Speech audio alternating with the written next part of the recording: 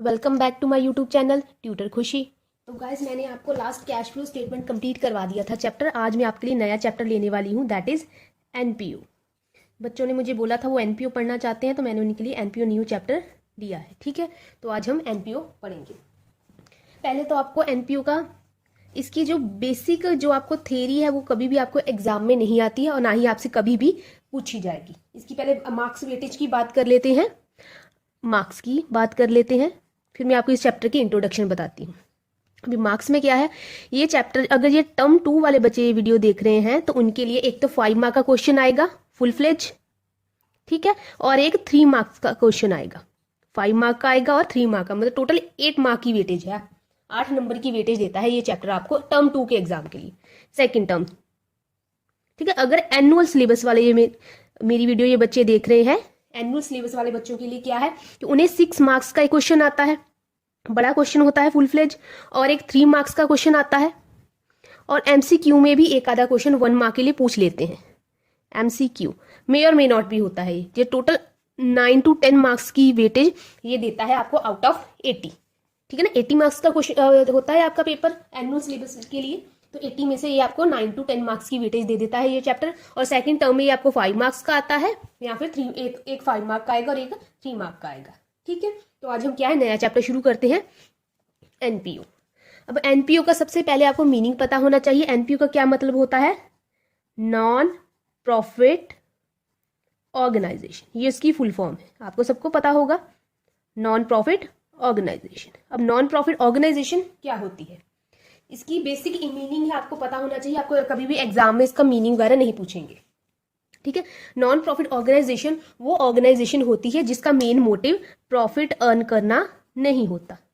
Profit earn करना जिसका main मकसद नहीं होता। तो इसका मेन मोटिव क्या है, किसके लिए हम एनपीओ बनाते हैं, ऑर्गेनाइजेशन फिर किस पर्पस के लिए बनाई जाएगी, क्योंकि मेन मोटिव तो प्रॉफिट अर्न करना नहीं है। इनका मेन मोटिव है सर्विसेज प्रोवाइड करना या फिर वेलफेयर के लिए काम करना। किसके वेलफेयर के लिए, सोसाइटी के। ठीक है ना, सर्विसेज प्रोवाइड करना सोसाइटी को, वेलफेयर ऑफ द सोसाइटी के लिए काम करना। ठीक है, एनपीओ का ये मकसद होता है, प्रॉफिट अर्न करना नहीं होता है। और इसकी एग्जांपल आप ले सकते हैं, जैसे कि आपके गवर्नमेंट हॉस्पिटल होते हैं। आप गवर्नमेंट हॉस्पिटल में बहुत सारे लोगों ने विजिट किया होगा, उन्हें पता होगा कि बहुत कम पैसे लगते हैं, कुछ के तो लगते भी नहीं है, बट उनका क्या है ट्रीटमेंट हो जाता है। गवर्नमेंट हॉस्पिटल हो सकता है, पब्लिक हॉस्पिटल बोलते हैं, जैसे कोई एनजीओ हो गया, जैसे कोई जैसे अनाथ आश्रम हो गया, कोई ओल्ड एज होम हो गया। ठीक है ना, ऐसे जो होते हैं ये एनपीओ होते हैं। इनका मेन मकसद प्रॉफिट अर्न करना नहीं होता, लोगों के सर्विसेज प्रोवाइड करना होता है, उनकी वेलफेयर के लिए काम करना होता है। और आपको मुझे बताया गया था कि बच्चों को वाइवा में पूछा गया था किसी एक एनपीओ का नाम बताओ, तो आप प्लीज गूगल कर लीजिएगा, किसी एक एनपीओ का, अच्छी सी एनपीओ का आपको नाम पता होना चाहिए। ठीक है, कोई एक नाम। ठीक है, तो ये इतना इनफ है। नॉन प्रॉफिट ऑर्गेनाइजेशन क्या होती है, जिसका मेन मोटिव प्रॉफिट अर्न करना नहीं होता, सर्विसेज प्रोवाइड करना होता है। ठीक है, और इसकी एग्जांपल है गवर्नमेंट हॉस्पिटल, एनजीओ हो सकते हैं, कोई चैरिटेबल ट्रस्ट हो सकता है। ठीक है, तो ये है इसकी एग्जांपल, इतना इनफ है। होपफुली आपको एनपीओ का मतलब समझ में आ गया होगा। अब इसकी बात करते हैं इसके अकाउंट्स की। ठीक है, इसके अकाउंट्स की बात करते हैं। अकाउंट्स अभी एनपी जैसे कंपनी है, कंपनी के अंडर अकाउंट्स बनाना कंपलसरी है, तो एनपीओ के अंडर भी अकाउंट्स बनाना बहुत कंपलसरी है।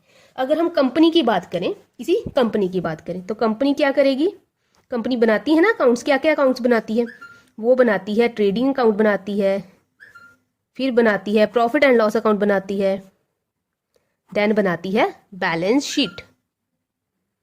ठीक है, बनाती है ना, ट्रेडिंग अकाउंट बनाती है, प्रॉफिट एंड लॉस बनाती है, देन बैलेंस शीट बनाती है। अगर नए फॉर्मेट के हिसाब से बात करें तो statement of profit and loss account and balance sheet, जो आपके शेड्यूल 3 में आते हैं, राइट। तो ट्रेडिंग अकाउंट से हमारा जीपी निकलता था, जीपी या जीएल, मतलब ग्रॉस प्रॉफिट या gross loss. Profit and loss account से हमारा नेट प्रॉफिट या फिर नेट लॉस निकलता था।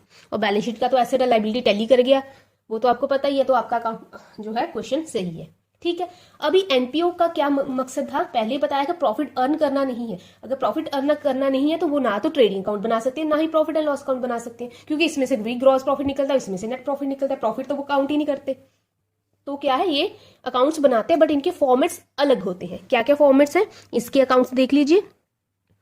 एक चीज आपको बता दूं कि एनपीओ चैप्टर ईजी है, बहुत ईजी है। काफ़ी सारे बच्चे बोलते हैं कि नहीं डिफिकल्ट है, थोड़ा डिफरेंट है, ऐसे पढ़ा नहीं है हमने। ऐसी कोई बात नहीं है, जब आप चैप्टर पढ़ोगे आपको बहुत ईजी लगेगा, बहुत समझ में भी आएगा ये चीज़ें क्यों हैं और कैसे इसकी एडजस्टमेंट होती है। ठीक है, तो अकाउंट्स की अगर बात करें तो एनपीयू बनाता है 3 तरह के अकाउंट्स। ठीक है, सबसे पहले बनाता है receipt and payment account, receipt and payment account. फिर बनाता है इनकम एंड एक्सपेंडिचर अकाउंट।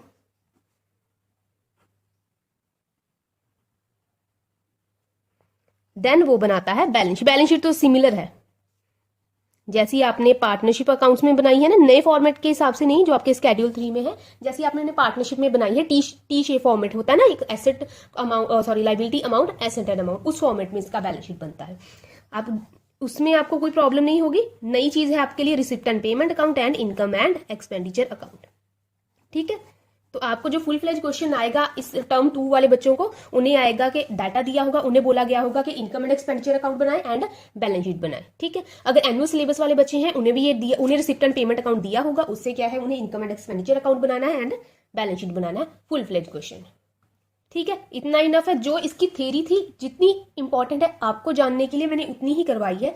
बाकी इसके इंपॉर्टेंस है, इसके फीचर्स भी दिए हुए हैं आपके बुक्स में, तो आप वो खुद से पढ़ लीजिएगा। अगर कुछ नहीं समझ आता है तो प्लीज आप मुझे डीएम कर सकते हैं मेरे इंस्टाग्राम चैनल पे। ठीक है, मैं आपको समझा दूंगी। वैसे उसे पढ़ने की जरूरत नहीं, जैसे एक बार रीड करना जरूरी है, अगर आपको पता होना चाहिए कि ये चीज क्या है। ठीक है, तो हम शुरू करते हैं। सबसे पहले हमारा रिसिप्ट एंड पेमेंट अकाउंट। ये है हमारा सबसे पहले रिसिप्ट एंड पेमेंट अकाउंट। इसका फॉर्मेट तो वैसे ही जैसे कि अकाउंट्स का फॉर्मेट होता है, आपको पता है, पर्टिकुलर अमाउंट याद होगा आपको सबको। ठीक है, तो इसका भी फॉर्मेट वैसा ही होगा।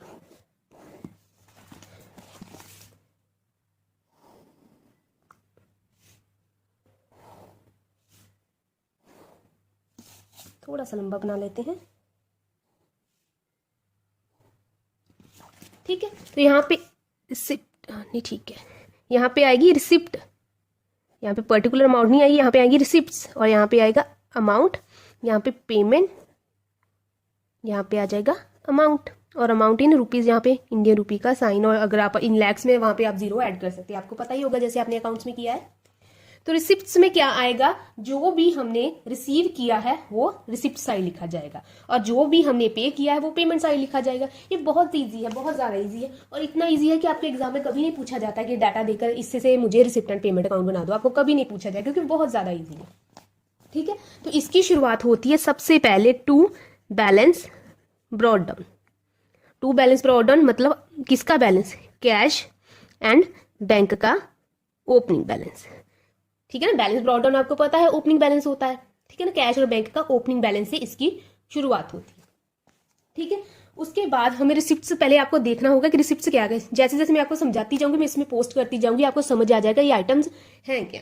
ठीक है, अभी रिसिप्ट्स में सबसे पहली जो मेन इंपॉर्टेंट रिसिप्ट होती है वो हमारे लिए होती है सब्सक्रिप्शन। ठीक है, यहाँ पे लिखो टू सब्सक्रिप्शन। इसकी ना आइटम्स भी अलग हैं। आपने जो ट्रेडिंग अकाउंट में पढ़ा है, प्रॉफिट एंड लॉस अकाउंट में पढ़ा है, उसके हिसाब से इसकी आइटम बहुत अलग, डिफरेंट ही है। ठीक है, रिसिप्ट साइड में आएगा सब्सक्रिप्शन। अब सब्सक्रिप्शन क्या होता है, मैं आपको यहाँ पे सब्सक्रिप्शन समझा देती हूँ। सबसे पहली पॉइंट है हमारे पास सब्सक्रिप्शन। मैं सिर्फ एक जनरल इंफॉर्मेशन ही दूंगी, जैसे जैसे मैं आपको प्रैक्टिकल करवाऊंगी इसके बारे में ज्यादा डिटेल में आपको बताती रहूंगी। ये जस्ट एक, तो अब सब्सक्रिप्शन की मैं आपको एक जनरल इंफॉर्मेशन ही दूंगी। ये चीज होती क्या है, सब्सक्रिप्शन होती है मेंबरशिप फीस। मेंबर्स क्या है, फीस पे करते हैं, उसे हम क्या है सब्सक्रिप्शन बोलते हैं। जैसे कि किसी एनजीओ का, अगर मेरी एग्जांपल लीजिए, किसी पर्सन है एनजीओ का मेंबर बनना है, जैसे मैं चाहती हूँ मैं लोगों को सर्विसेज प्रोवाइड करूँ, किसी एनजीओ के साथ जुड़कर लोगों की हेल्प करूँ, लोगों को सर्विसेज प्रोवाइड करूँ, उनके वेलफेयर के लिए काम करूँ, तो मैं क्या है उस एनजीओ की मेंबर बनना चाहती हूँ। तो मैं क्या, मेंबर बनने के लिए मुझे क्या है एक एनुअल सब्सक्रिप्शन पे करनी पड़ती है। एनुअल सब्सक्रिप्शन मुझे पे करनी पड़ती है। जैसे सब्सक्रिप्शन आपको याद है आजकल चल रहा है, कोई हॉटस्टार की सब्सक्रिप्शन ले रहा है, कोई अमेजॉन प्राइम की ले रहा है, वो क्या है, आप एक अमाउंट पे करते हो और 1 साल के लिए आपको उसकी सब्सक्रिप्शन मिल जाती है, आप उसे असेस कर पाते हो। ऐसा ही है ना, तो सब्सक्रिप्शन भी यही अमाउंट है कि हम क्या है एक फीस, एक मेंबर है एक मेंबर है वो पे करता है एनजीओ को या एनपीओ को, उस एनपीओ या उस एनजीओ का मेंबर बनने के लिए। जब वो पे कर देता है वो उस एनजीओ के साथ जुड़ जाता है, उस एनजीओ के साथ वो मिलकर काम कर सकता है। अब मेंबर क्या है, मेंबर पे करता है। मेंबर पे करता है, किसको पे करता है, एनजीओ को पे करता है। तो एनजीओ की ये क्या है, इनकम है, राइट।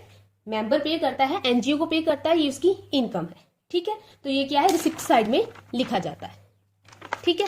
और ये एनुअल होती है तो पर मेंबर के हिसाब से होती है। मान लो मैं मेंबर बनना चाहती हूँ, मेरी 1000 रुपी एक साल की सब्सक्रिप्शन है, ऐसे करके बहुत सारे मेंबर्स होंगे, इन 100 में हो सकते हैं, 1000 में हो सकते हैं। तो हर मेंबर क्या है 1000 आप पे करेगा हर साल उस एनजीओ का मेंबर बने रहने के लिए, ठीक है। तो इसे क्या है, हम सब्सक्रिप्शन बोलते हैं।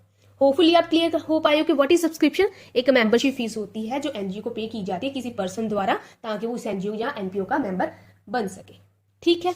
अभी दूसरी चीज, अभी सब्सक्रिप्शन हो गया, अभी क्या है टू डोनेशन। अब एनजीओ को एनपीओ को डोनेशंस भी मिलते हैं ना। डोनेशन कोई गवर्नमेंट उन्हें डोनेशन दे देती है कि आप बहुत अच्छा काम कर रहे हो, एनपीओ को लोगों को सर्विसेज दे रहे हो, ये लो जी मेरी तरफ से आपके लिए डोनेशन, ठीक है। तो जहाँ फिर कोई वीआईपी विजिट करने आ गया एनपीओ में, वो देखता है कि हाँ काफी अच्छा सारा काम हो रहा है, तो इन्हें डोनेशन दे देते हैं।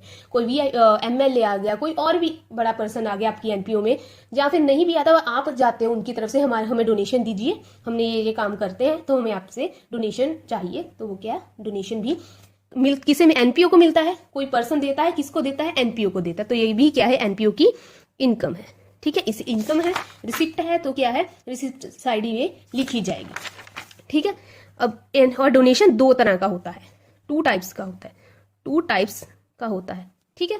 आज के लिए वैसे हम इतना रख लेते हैं, इसे मैं आगे कंटिन्यू करूंगी, जितना जितना जरूरी है अभी थ्योरी के लिए उतना उतना ही करवाऊंगी, बाकी प्रैक्टिकल जैसे जैसे करवाती रहूंगी उसके हिसाब से आपको ये चलता रहेगा। तो आज के लिए इतना ही रखते हैं, मैं शुरू करूंगी receipt and payment account next video में। So thank you so much.